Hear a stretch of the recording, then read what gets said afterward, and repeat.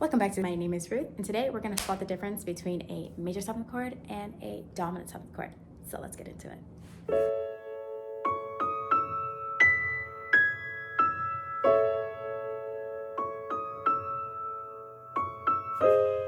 Welcome back to my channel. My name is Ruth. Welcome to another video.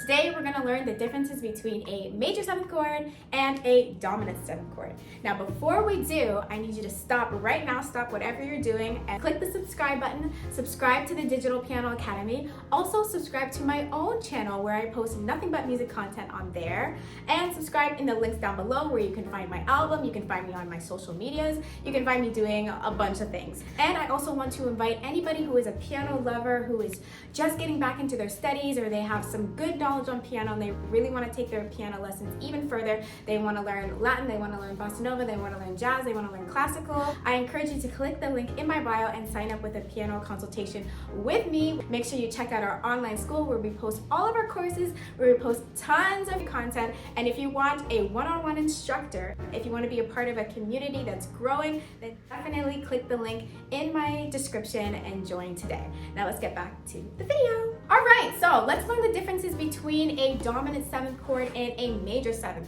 The textbook definition says the main difference between a major 7th chord and a dominant 7th chord lies in the 7th interval, which we'll talk about. A major 7th chord has a major 7th interval, and a dominant 7th has a minor 7 interval. This is pretty much what makes it different. In a major 7th chord, we have a major 3rd, a major 5th, and a major 7th.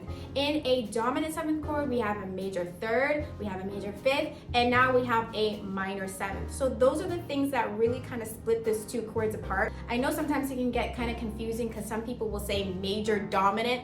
That doesn't exist as far as I know. It's either a major 7th chord or a dominant 7th chord, or in some cases people will just say C7, A7, B7, it's dominant. Anytime you see major and a 7th, it's a major chord with a major 7th. Let's start with the basics. We can always go to C. C is always good. Okay, so what I played right there was a major 7th. What I played there was a C major 7th, okay? And what makes it major is I build my triad first. I started with G, C, so I started with a major 3rd, a major 5th, and I added in my major 7th. And I get this beautiful chord, right?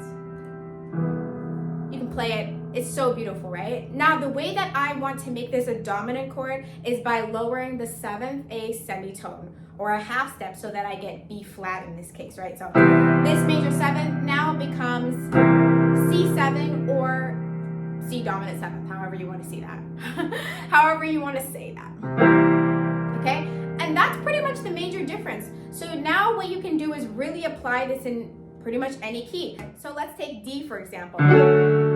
Here we have a D major 7th. If I wanted to play a D7, I just take the 7th of the chord and I lower it a half step, and that gives me D7. Let's take one more. Take the key of G. So here we have a G major 7th chord. We have G, B, D, and F sharp. And if we want to make it a dominant chord, we simply take the 7th and lower it down a half step. And there we have a dominant chord. G, B, D, F natural.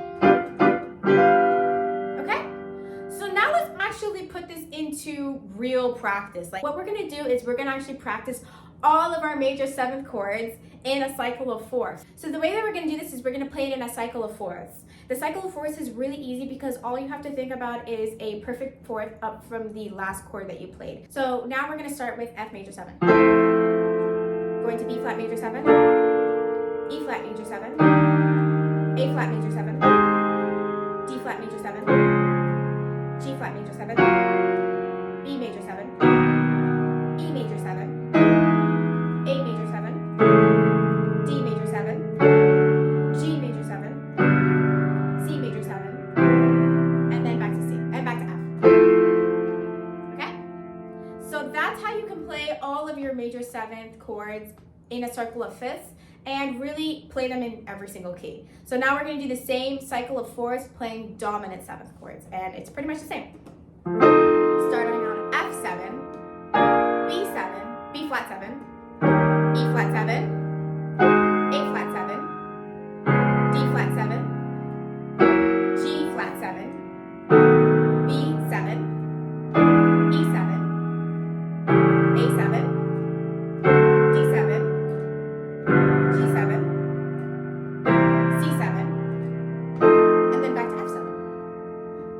got a lot of information on the differences between major 7th and dominant 7th chords, how you can use them in your practice.